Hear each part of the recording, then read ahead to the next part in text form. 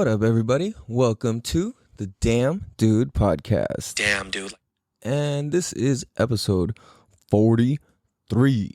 So, welcome, everybody. Welcome. Have a seat.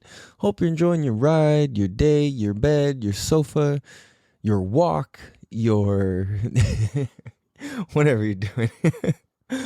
Oh, man. So, I'm recording this episode at nighttime, actually. And it's crazy because this is like the busiest, not the busiest, but it's up there in how, whoa, what's going on? A little bug flying around. It's like the busiest time of year. Like today I taught like 20 something kids today, and it's pretty cool. And for those of you that don't know, I'm your host, California Cow, and California Cow. yeah, I teach babies how to save their lives in the water starting as young as 6 months old. So that's my specialty, is teaching babies life-saving skills on the water, teaching kids how to swim in general, and helping adults overcome lifelong fears in the water. I also teach people how to surf. I also do whatever hustles I can. My whole thing is to do what I love and love what I do. And I believe that doing what you love comes before anything. And I think that that's the best influence that I can have on my kids. I've got 2 kids. Yeah. So that's why I'm just, if you're new to the show. Anyway, dude, it was crazy. So yeah, I've been teaching hella kids. I've been in the sun for from like typically about anywhere from like 10 something or 11 in the morning till about 6:30 at night. And, been going hard, dude. We're actually going to be getting an assistant here, which is going to be pretty fucking amazing because this shit is too hard. I suck at scheduling. And man, I fucking suck with it, dude. Like, I mean, I'm good when I do it, but like keeping task on it, holy fuck, dude, that's a whole nother story. So it's crazy. So for those of you that follow on Instagram, you saw us last weekend. I went off-roading with my kids, and I took my 2 sons, my 15-year-old and my 2-year-old, and we went off-roading up through Big Bear. We went camping. We got a cabin there, and dude, it was just fucking phenomenal. Like, I've never actually been to Big Bear during the summertime. It's always been during the wintertime to go snowboarding or skiing or some shit like that. And I did not know that Big Bear is so fucking sick during the summertime.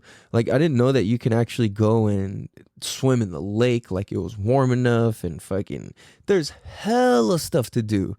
Like, you can go off-roading anywhere, you can go exploring anywhere, you can go hiking anywhere, you can go fucking rent whatever, and like the rules are all lax. Like, it's pretty cool. Like rides that definitely would not be allowed for kids in San Diego or like LA or like San Francisco exist in Big Bear. Like, they got this freaking luge thing. Dude, me and my kids went on this. I had to ride my son on it, my 2-year-old on it, and my other kid rode his own. But we were fucking hauling ass on these things.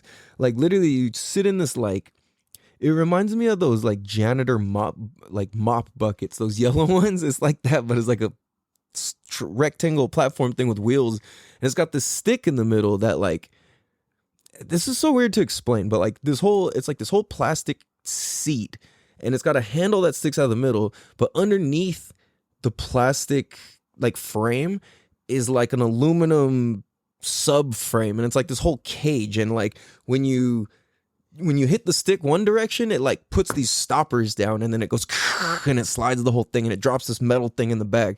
But then, like, when you push the other way, it pushes this wheel down, and the further that the wheel like is fully cocked out, like the more spin it has. You know what I'm saying? So this fucking thing just hauls ass if you hold it wide open. And you already know, like, when it comes to this shit, like, I ride sport bikes and I like fast vehicles and shit like that, and like that thing went really fucking fast. Dude, I had my 2-year-old on it. He was just like, well, actually, I was screaming more than he was, but he was cracking up. He was like half terrified and half cracking up. And it was like, there's no way you could do that thing. There's no safety things. You don't wear a helmet. You're not strapped in. Like, the luge thing, hella people, if you're like a big ass dude, like, you be getting your elbows like scraped in the turns because it's like what do you call that? Like bobsledding, but on this little contraption on on land rather than ice, I guess. Yeah, because bobsled's ice, right? Yeah, bobsledding is ice. So you're on this like metal like snake path, and not metal, sorry, concrete snake path, and you just and it's just winding and goes, and like, dude, you just hop on this thing and fucking holy fuck, you can go so fast. I thought we were gonna eat it a couple times.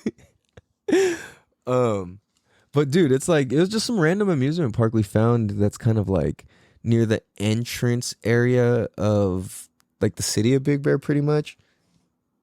Um, yeah, it was pretty phenomenal, dude. It was weird. It was pretty.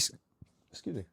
It was like kind of sketchy because it's cash only, and they have an ATM machine and stuff, which is cool. But like, it's a money pit, dude. Like, it's so easy. Oh, that was so sick. Okay, like, yeah, all right, let's go get it. And you go buy more tickets, buy more tickets, buy more tickets. If you go, just buy the biggest one. Don't think you're only gonna ride it once or twice because it's too fucking fun to like not. um yeah, so that shit is tight, dude. I highly recommend that. But you can also go rent like they've got tons of off-road trails, whether you've just got like a stock car or I mean, I saw a car out there actually, but you can go camping, you can go off-roading, you can rent like razors, side by sides, you can rent bicycles, electric bikes. That shit look fun. You can rent like anything. It's crazy. You can rent, dude, you can rent boats for like cheap. The boat rentals are pretty cheap too. Um, we were gonna do that, but we kind of ran out of time, so we stayed in this little cabin which had a fucking jacuzzi. It was like this big A-framed shaped house. Sorry, not house, but cabin. And I don't know, it was interesting, It was like it was cool to stay in, but to live in a house that's shaped like an A is not that tight because like at the top of it, you're constantly hitting your head, and it's like where like when you walk in, it's like I don't know, you know what I mean? It's like pointy, and it's not. I don't know. It's not very user friendly. I'd rather have a square ass house or something, something some other traditional shape. Um, but it was sick though because we went out there and we just no GPS the shit, and we just hopped on these trails and like ended up literally going from freaking. The first time we went off roading, we went to it was like you get in at like Gold Miners Trail or some shit like that, and like I don't know, it's like an easy ass run. But you go there and there's offshoots and all these other things, and there's all sorts of shit you could do. It can get pretty gnarly in certain areas. Oh, hold on. Oh, no wonder my life. One sec. Oh. Okay. There's like all these little gnats flying in the room. I'm like, what is going on? But it's because the screen is open. I'm sorry, the window's open with just the screen, and the light is attracting all the bugs because it's bright as fuck. Yikes. I'm like going crazy over here. See, look at this. Ugh. Anyways. So, okay, so we went on the north side of Big Bear Lake, and whatchamacallit? Yeah, so is that the north side? Yeah, so when you enter the town, you go left. That would be the north side. And yeah, so we went up there, we were just kind of exploring, and we went from like the Discovery Center, and then there's the road that's just past it, and you go up there, and you basically off-road all the way from Big Bear Lake to I forget the name of it every time. Bryce Lake, Brinson, Bryce,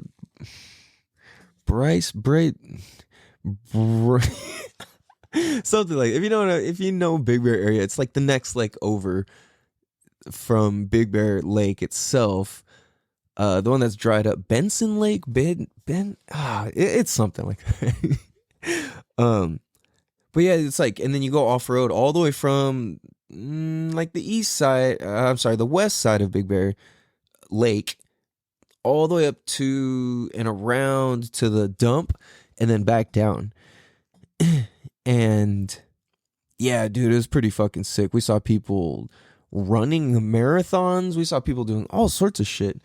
Yeah, we mobbed through there, And then we went swam in the lake, did all sorts of shit like that. This was really fucking cool, dude. Got to spend quality time with the kids. And I realized that hmm. Oh, that's kind of the deeper end of the things I wanted to get into. But no, what I was gonna say was like why I'm like kind of just stopped and got weird right now is because um I realized that I've basically been documenting my life falling apart. And that's crazy because I started filming this podcast and making this podcast right as my relationship started going really bad. And then um I kept filming, and then even through the relationship going, through the breakup. And it's interesting because if you listen, I started with episode it's like Star Wars. Like I recorded a bunch of interviews and solo episodes. Oh no, not solo episodes. I recorded interview episodes before I ever recorded my own solo episode. So in while I was in my relationship, I recorded those interviews. And then I broke up with my ex, and I filmed my first episode at that point. Damn, dude. So it was crazy to like document that and to still keep recording, because there's parts where you hear me talk about my relationship as current in some of the interview episodes, and then you also hear it not, and then you hear it catch up to itself, and then you're like, whoa, holy shit. So it's a trip. So I know that could be kind of confusing, but I put that out there, and it makes sense if you really listen to the show. um so why I say that is like, dude, it was just so good to spend time with my kids, because the hardest thing ever is having to leave your kids like after you've seen, after like being with them or spending time with them, or you haven't seen them in a long time. um oh shit, sorry, my pen keeps acting crazy. um Oops. So like, it's like I don't get to see them every day, and it's heartbreaking, but at the same time, like I've heard and I keep having to remind myself, and which is true, is that it's better for them to have two happy households than one unhappy household. Damn, dude. And it's crazy because I've actually been hearing that from a lot of different places lately. And I'm like, huh, I heard Brad Lee say it. I heard, and like some dude in the sauna say something like that, and just a couple other things, and then it just kept getting brought up, and I kept having, and then I had to like say stuff like that too, as a trip. Um, so yeah, it was cool though. So, anyways, kind of backtracking a bit, I got to spend time with the kids, and we were up in Big Bear, and fucking, it was amazing, man. Like, I'm at a time where I really need to be saving money and putting money towards things and getting my own pad and all these things I'm lagging on. And at the same time, my ex, baby mom, she's like, dude, like Jen, she's like, dude, like going and doing stuff with the kids is way more valuable. Like creating those memories is way more valuable than hurrying up stuff that you're handling anyways. Damn, dude. I was like, fuck, you're right. It's a hella good point. Like, fuck it, man. Let's just go. And we went, and it was fucking phenomenal, dude. Like, it just felt so good. The kids had so much fun. I hadn't seen them that happy in a long time. And me and my oldest son had such good talks. And, me and my younger son got to just really vibe out. He doesn't, talk. He just babbles on, and like, Royal, he just, like Nate and Royal, he's learning to talk still, but he's learning Chinese, English, Spanish, and sign language. So his vocabulary, he just goes off on random rants in accents. He'll go off in like Chinese accent. He'll go off in like Spanish accent. He'll go off in like an American accent. Or he'll even be going off in like sign language. And we're like, bro, like we don't even know what you like. He's like, like what? Dude, is hella funny. But it's cool though, dude. It was so dope to spend that time with them, and to create those memories is really worth more than hurrying up responsibilities that are getting handled anyways. Damn, dude. Um, yeah. And also, I just realized like I'm hearing myself, and I apologize if I'm coming off tired and breathing heavy. And oh man, I worked all day, dude. I've matched the energy of so many kids and so many parents, and just so it's so much, dude. Like, um, yeah, dude, I'm like fried. So if you hear me sound tired, it's because I am. I'm absolutely beat to shit, and it's honestly a miracle that this is happening. But like I said before, it's like this podcast is created just one fucking hour at a time, dude. And this same time, I'm pretty sure it's only 9:29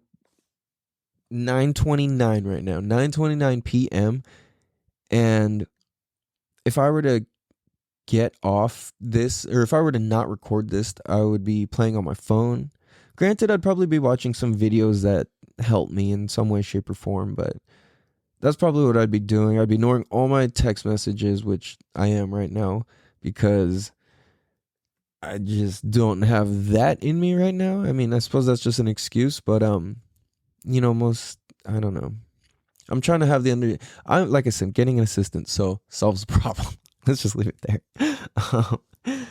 So, dude, so I highly recommend Big Bear in the summer. Just don't go. Damn, dude. Because I don't want it to be too crowded. I just realized I burnt out the spot. But everybody knows what Big Bear is. It's not really a secret. It was just cool just to go for the first time and actually like do that. And it's cool because it was my older son's first time ever going to Big Bear, ever. And yeah, he was just tripped out like, dude, this was just so sick. I have so much to do. It's pretty amazing. But it was cool. Like, we just went out there. We were just trying to get lost. We always rock with no GPS. I always told my son, or I tell him, dude, knowing how to navigate and find your directions and be like a freaking, you know how to legitimately use the stars and the sun and the moon and the mountains and all of those things to help you navigate. And like my homies Pops told me, rest in peace, John, and I believe I heard Big John passed away. If so, rest in peace, Big John. I love you, man. Big John told me, and I said this before, but I'll say it again. We were driving in his van, in his Astro van. He had a white Astro van with a refrigerator in the middle console. It was the best thing ever. And uh and it always smelled like pandesal in his car. His mom always had a fresh bag of pandesal. What's up, baby? And much love to you. And where was I going? Oh, and we were driving. He's like, Calvin, did you know I can never get lost? And I was like, what? How? Because I had gone to the desert a bunch of times, and like I've gotten lost with my parents, and legit I've gotten lost to the point where we were like literally just slept outside and like we're burning sweaters and, and digging up railroad tracks and shit like that to like stay warm. That's real, like really real. And siphoning gas into one bike into the other because we were legitimately lost. And so he told me that. I'm like, when I'm in, he's like, I never get lost. I was like, what? He's like, yeah, when I'm in my, or he said, when I'm in my van, I can never get lost, and I'm never lost. I was like, what? And what he said was, he's like, dude, if I'm in my van, I know I'm in my seat. And if I'm in my seat, how can I be lost if I know I'm in my seat? Damn, dude. And as a little kid, that blew my mind. And even now, still as an adult, that blows my mind. Because that's deep as fuck. It's like, dude, if you know where your ass is at, then you're not lost. If you know where your feet are at, you're not lost. You still have the ability to find yourself. You know what I'm saying? And it's like, if you know where you're, and this goes for whatever. Let's say you don't have an ass or feet. Like, let's say, or even you got Hank Hill ass. Like, let's say you're only a torso. Then, you know what I mean? If you know where your mind is at, if you know where your brain is at, if you know where yourself is at, then you can never be lost. Damn, dude. And that's crazy because I take that with me, and I legit, me and my son do go out and use like the mountains and trees and fucking all these little things to like remember how to get to and from places and how to navigate and not need GPS or not need technology to know how to survive and like make it through cool, fun, crazy shit that throws challenges your way, you know? So the next day we were there, we freaking man, we did so much. I'm not even encapsulating half of it, a portion of it. We brought Nerf guns. We were shooting each other. We didn't really get to play horseshoes, but they had horseshoes. We fucking, we went off roading the next day in another spot, and we literally off road. I didn't even know you could do this. We went off roading from uh what do you call it? We went off-roading from Big Bear to Snow Summit. You can literally off-road from in those back trails and mountains, like literally from one resort to the other, and you just pop out right next to the freaking place, and you're like, what the fuck? What? Like, really? um and that was absolutely fucking sick. I think we're gonna go back. The cabin was a bit expensive. It was worth it. At the same time, I think next time, because I don't mind roughing it. I actually enjoy roughing it, but they've got these dope camping spots like in the middle of the whole area, and you can even ride motorcycles and do all this crazy shit out there. And excuse me. I think when I want to go back, take the kids up there and camp. The lake kept the breeze cool everywhere. It was like it was hot, but it felt good. It wasn't like torturous. My car wasn't running all crazy, or it wasn't hot enough to really affect anything. When you go and your car is like struggling because it's so hot, that sucks and it's not fun. And it makes everything like twice as sketchy, and your car's just like like that. Oh man. Yeah, that show was crazy. Uh, dude, so it was a trip. So like, oh, I also taught my son to drive stick. That shit was so dope. He literally didn't even stall once. He did not stall one time. So shout out to you, Schnappy. Damn, dude. That was really impressive, man. I'm really proud. That was cool as fuck. Um, it's cool because Nate, he knows how to ride. He knows how to use a clutch on a dirt bike and stuff. So even I knew how to do that, but the first time I got in the car, like, I don't know. I like to say that my instructions are better that I'm giving.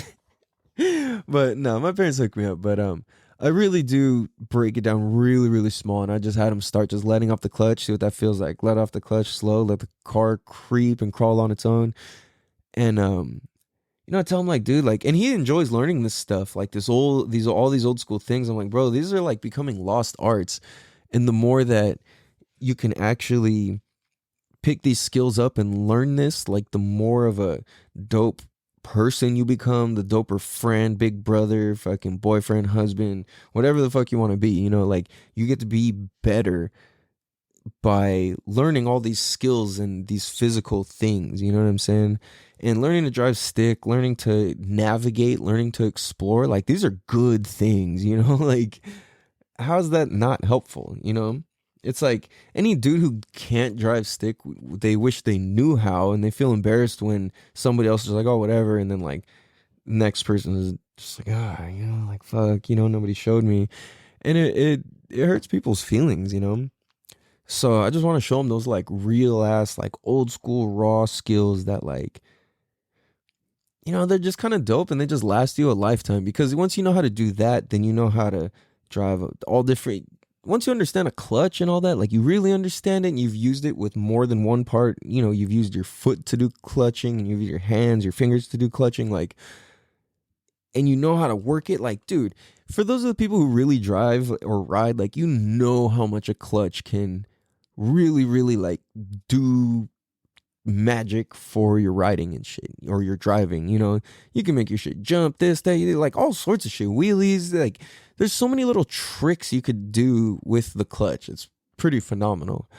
Yeah, it's a trip. So we taught him that, and he fucking killed it. Did not stall once. Yeah, it was pretty ill. So what we're gonna do is we're gonna take a quick break and we're gonna be right back. Damn, dude. California Cal. What up, everybody? We bike like bicycles. So yeah, dude, like I said, driving stick, knowing how to navigate, that shit is ill, and it's like, pass that shit on. If you know some old school skills, like, pass that shit on, dude. It's valuable. um so yeah, dude, this week has been crazy, dude. It's actually been really sick. I got I got some custom towels for my swim company, which I'm gonna give to my active students right now, which is pretty fucking dope because these things are ill. They're Turkish towels, and if you don't know what a Turkish towel is, they're the best towels, especially when it comes to like summertime and anytime actually, dude. So check it out. Mm, I wasn't prepared to talk about this. Turkish towels, they're fucking sick. It's like, I don't know, it's like water resistant and absorbent at the same time.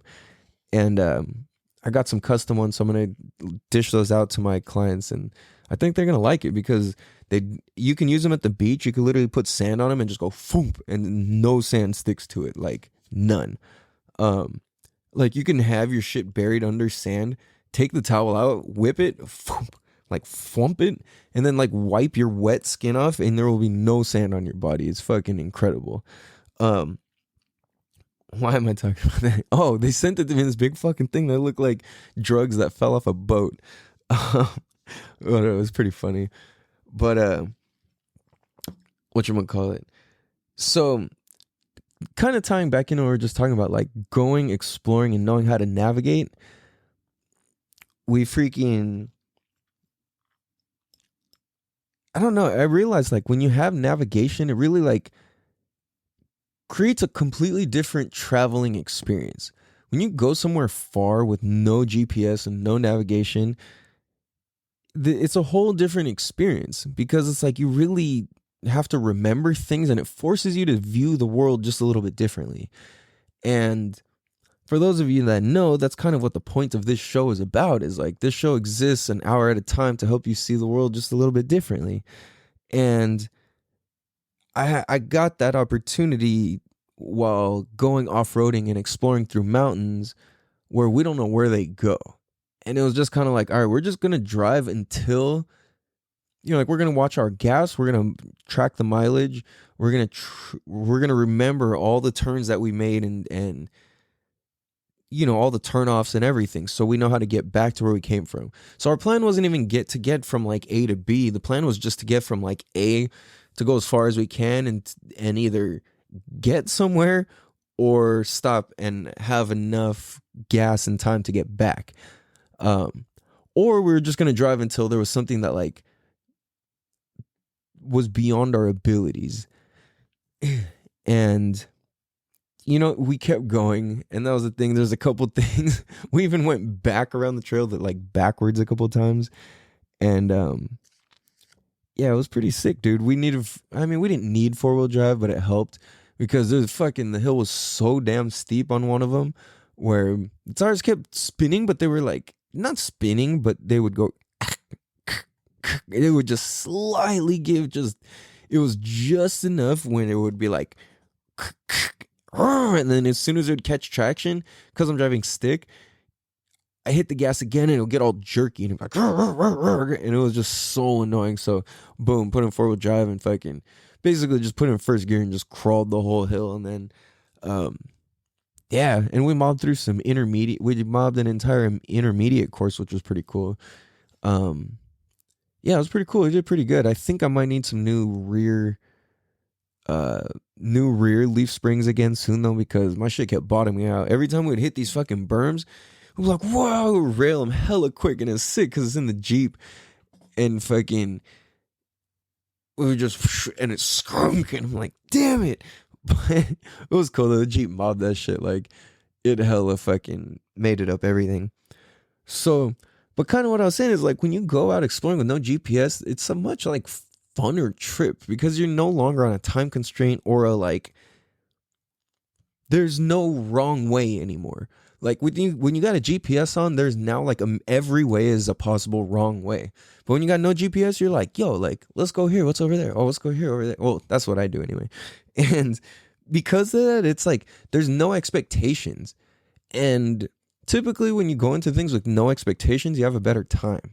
You know what I mean? Like if you're trying to fucking go and talk to talk to a girl, talk to a dude, whatever your thing is, like if you go with hell expectations and you're like, oh, like I swear they're into me, blah blah blah, and then you expect they're gonna say yes, and then you go over and it's like, boom, oh, what, you got a partner, blah blah blah, like damn, like all right, shit, and then now your feelings are hurt because you had expectations, and like having these expectations, like it ruins things. Damn, dude. So I've found that it's like when you go and you just mob with no GPS and no map and no guide and no none of that shit, it's like, dude, like my ass is in my seat and I know where I'm at. And if I know where I'm at, I'm not lost. I got the mountains, I got the trees, I brought enough shit to eat and drink. It's like boom, boom, boom. It's like, what is it? Stay ready, or no, stay prepared. Stay prepared so you don't got to get ready. Damn, dude. And that's the truth. Like, if you stay prepared, you don't ever got to get ready for shit. And that's why it's like, for me, because I just randomly, dude, on any given day, it's like I could be going to work or I could be going to whatever, and I might end up down some crazy fucking trail or fire road or some shit. And who knows if I need an air compressor or an extra bucket of water or a shovel or a winch or a tow rope or, tools or whatever, zip ties. Like I have all that shit majority of the time. um, and I see that though. So it's like I show up wherever and it's like, boom, I'm fucking ready, dude. Like when it comes to off-roading and shit, I'm almost always ready. And it felt cool because like I got my old Cherokee. It's a 96 Cherokee. And I love that thing, dude. It's a 2-door 5-speed Cherokee. It's a 2.5, but it's still with the shits. Got a 3-inch lift on it. Got some decent sound system in there. I got a new driver's seat, a new like racer's driver's seat. I got a new what else is done to the car? The sway bar disconnects. Nothing crazy. There's a new clutch, new, what do you call that shit? The 4-wheel drive, the linkage. Oh man, I'm totally spacing out right now. Like I said, I'm so tired. I don't know. Anyway, something like that. And then wheels, tires, roof rack. I think that's about it. But yeah, it's cool. It was tight because we were out there on trails and fools are out there in like $70,000-$80,000 worth of fixed up Jeeps and shit, and then like my car's maybe, I don't know, like a $4,000 car, like $5,000. Somebody who's really into them, maybe 2.5 for stale market, and my shit was fucking mobbing everywhere, dude. It felt good. Yeah, honestly, I love the car. I feel like if I have hella money, I would just fix up my old stuff, but I'm not sure. I don't know. Who knows? um, but dude, like I just love going. Excuse me, I did that right into the mic. My bad. I realized that like going into things with no expectations is the best thing ever. Damn, dude. Because expectations just hurt our feelings, and literally expectations just set us up for failure. Like that's kind of about it.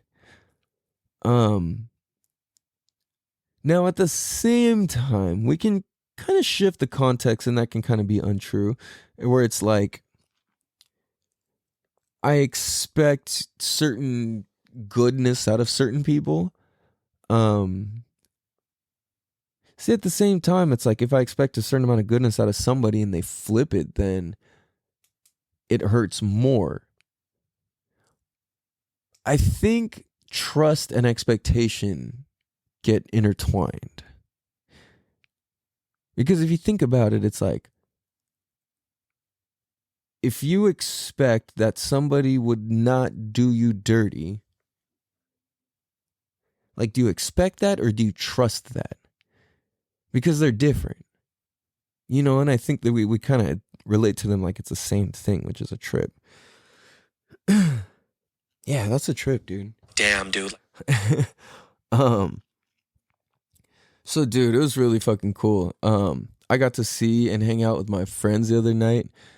Um, dude, it was crazy because it's been a fucking minute since I see my homies, like, especially since like my my my old Asian homies and like my Filipino homies, dude. Oh, it was so fucking cool, man. Shout out to you guys. Everybody was there. To everybody who made it, and of course all the other homies, but specifically, um, shout out to Chode, Mark, Skins, Dan, Fan, Audrey, Sandy. Um, who else was there? I think that was all of us and me. Yeah, no, it's so dope though, man. I fucking miss the homies so much. It was so much fun. Um, it was just nonstop laughter and love, and it was cool, man. Like, we all talk shit to each other like crazy, and like it's so much fun. Um, so it's interesting because I realized, like, dude, I've been this guy tying back to what I kind of let slip earlier is I've been documenting my life falling apart, and I documented the whole thing. Um, and I think that's really dope. As where like a lot of people shy away from putting their fucking dirt and their baggage out there. Like, I was like, you know what? The only way to be like really powerful and to be myself all the way is to keep it all the way fucking real, no fucking matter what. I don't give a fuck about privacy and judgment and this and that. It's all contextual and it all exists in context. Um, so because of that, I was like, man, like my context is that I'm open and I got nothing to hide. And authenticity is the name of the game. And it's like, keep it, my thing is like, keep it real to you appeal. This fake it till you make it shit. Fuck that. Never. And a lot of people believe in that. And I think it's unfortunate. I think it's misguided. But we shouldn't be faking anything until we make anything. Because if you're faking anything to make it, that's inauthentic. Like, yeah, it might take longer to be authentic with shit, but that's what integrity is, and that's what authenticity is. And it's like, I'll take the long road any day to keep it true, to keep true to myself versus the quick road to look cool or to sound cool or to whatever the fuck, you know? So I fucking documented my whole life falling apart, and it was like I documented from the point of my relationship going bad to having kids and how to deal with that to, you know, the breakup to my relationship to myself, my friends, my inner dialogue, things I've done and tools I've used to maintain happiness. So like I think it's crazy because as I was documenting my life falling apart, I maintained a good inner dialogue somehow. Damn, dude. And legitimately, like, I realized, I was like, dude, like, yeah, this shit hurts and what the fuck? And I was so confused. But at the end of the day, I maintained a good and healthy inner dialogue. And that's what was crazy because I felt like shit. And I made a commitment to having this podcast and this show. And it just so happened to happen during that. And it was almost like the ultimate test of like, all right, Cal, like, you've been silenced in life by circumstances before. When your little sister, your grandma, and your great aunt passed away, excuse me, you stopped talking. Boom, life's gonna press you again. All right, you're gonna lose your girl. You're gonna split with your girl. You're gonna separate with your family. Da da da. Fuck, man. All right, like life is pressing you, bro. Like your finances fucked. You're this, that. You're not hanging out with any of your friends. You're not talking to anybody. You're not doing any shit. You're just fucked up. What's up, homie? Like that's how life was talking to me, and I'm like, man, like fuck this shit. Like, sup, cuz? Like, I'm kidding, but not really though, because because that's real as fuck though. I was like, man, like fuck this. What's up? Like, let's go. You know. Um, And it was like, let's go like in a good way. Like, all right, bro, like I've danced this dance, I fought this fight, I fought a fight, I've gotten in a fight before. I'm not scared. I can take a punch. I already got punched. I got sucker punched. Like, you know what I mean? Now that I know the punches are coming at me, like you couldn't knock me out when I got sucker punched. So, life or person who really did that, you know what I'm saying? Is like, that's how I look at it. And I was like, damn, I remember I told this story when the dude sucker punched me at the park, this fucking big ass essay. I think I told the story. Yeah, like me and my homies got done smoking or working out at the gym and went to the park to smoke a blunt. There's fucking drunk ass essays, one big one, one small one, and fucking yeah. But dude sucker punched me, and then the other dude pulled out his wiener and was trying to pee over. It was a weird fucking night. Anyway, moral of the story, dude fucking was bigger than me. Punched me as hard as he could. Didn't knock me out. I ended up knocking dude out. It was actually pretty phenomenal. But what I realized was, why did I even say that? Oh, life falling apart and stuff. Like I realized, like, man, like life was kicking my ass. Life was trying to sucker punch me, and it did. And I was like, man, I've gotten punched in the face for reals. This ain't shit. Like, you know what I mean? Like getting punched in the face sucks more than mm, has the ability. Cause see, for a lot of people and for me, for a lot of times, breaking up would be way more painful, or a breakup would be way more painful than getting punched in the face. I would rather get punched in the face than go through a breakup. And at this point, I would rather go through a breakup than get punched in the face. Damn, dude. And I say that because it's true. Um Fucking getting in a breakup, it's just emotional intelligence. And now that I understand emotional intelligence pretty well, like there's no need to freak the fuck out or to be all fucking panicked or spazzing or anything over emotions. You know what I'm saying? It's like emotions are what really are not able to be kept under control. And when we can't keep our emotions under control, like we don't know ourselves, you know? And it's like I read this meme earlier and it said, like, what advice would you give to a teenager? And to me, I had written something like, understand and practice emotional intelligence through and through, and have a relationship with integrity. Damn, dude. And I think with those two things, it's like that equals happiness and true to yourself. Damn, dude. Boom. Like I don't think there's anything better than that. Um, because that equals loving yourself, that equals honoring yourself, that equals working out, that equals staying in shape, that equals eating good, that equals thinking good, that equals feeling good, that equals all of those things. And it's like if you can have integrity to your emotional intelligence, Damn, dude. homie, like, and it's crazy because, like, well, what does that even mean? Like, how do you have integrity to your emotional intelligence? Well, easy. I mean, not easy, but kind of. It's like if you know that somebody says, fuck you, and you have the ability to think past it, to not punch them in the face and just be like, you know what? They're on some bullshit. Fuck it. That's emotional intelligence. It's like when you see some crazy person walking down the street and your instincts go, oh, maybe we should cross the street. And you go, oh no, maybe I don't want to embarrass myself, or I don't want to like make him feel like he's not crazy. It's like, no, that's stupid. Use emotional intelligence, get your ass out of the fucking way, like don't be stupid. Um, and I think a lack of emotional intelligence is what makes a lot of people come off as stupid, because they're just freaking out in public because they don't know how to control their emotions, or they just not control. I don't like that word. They don't understand their emotions. And I think people try to control their emotions, and that's where it goes wrong.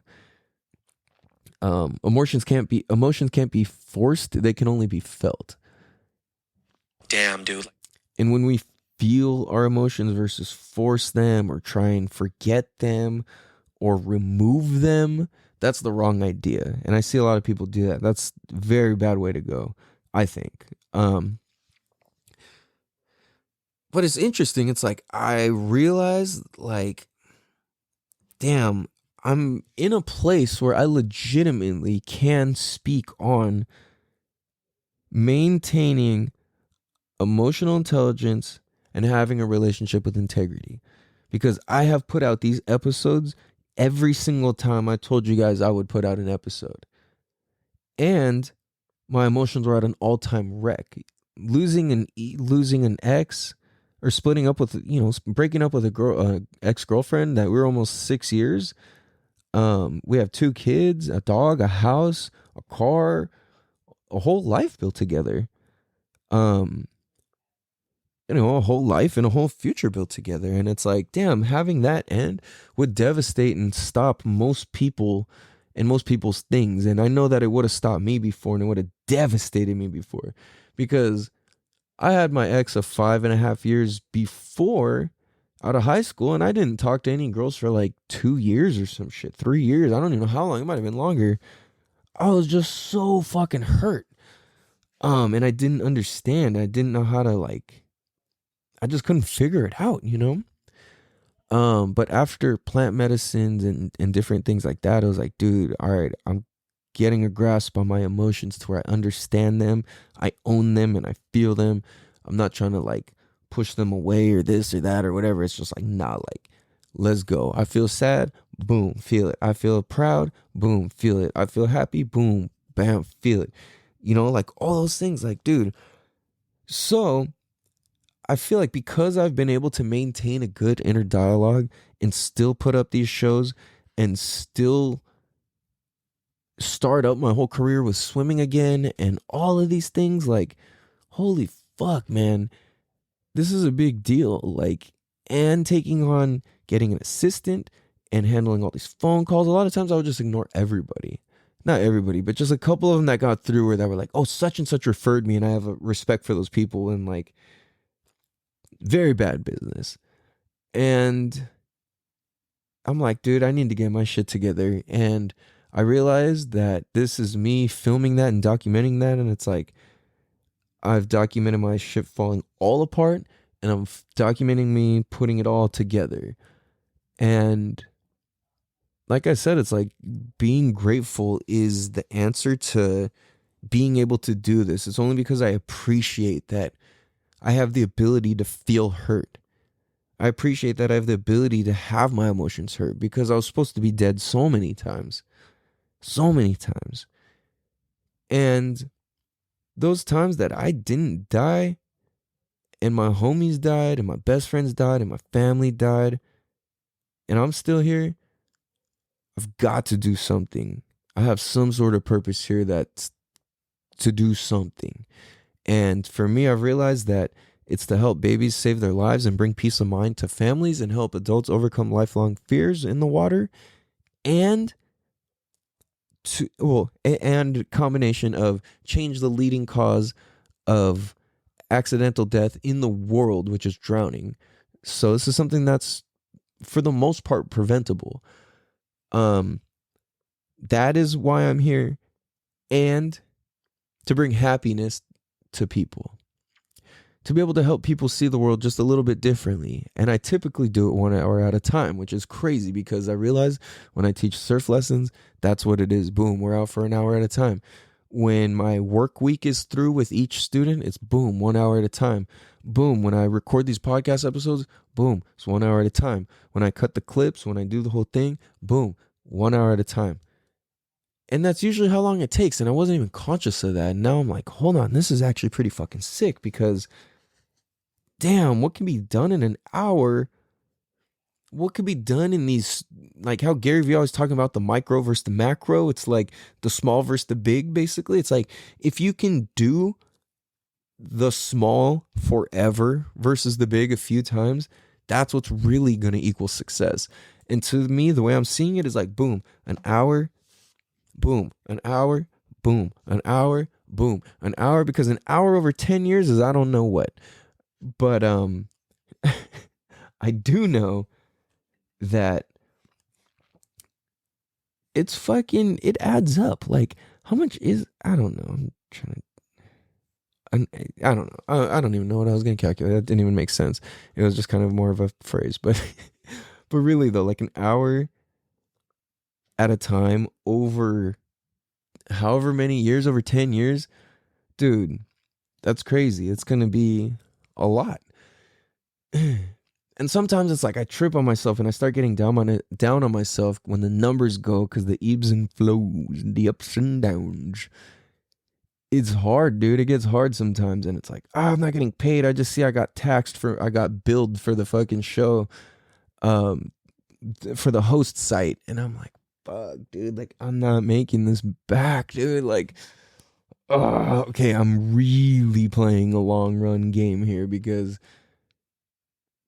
I'm paying money that should be going to my kids, should be going to this, that, into this to keep the show running and hosted and aired. And I'm not getting paid. I'm actually going into debt for this every single time. And now, granted, it's not debt because this is all towards something. This is not for nothing.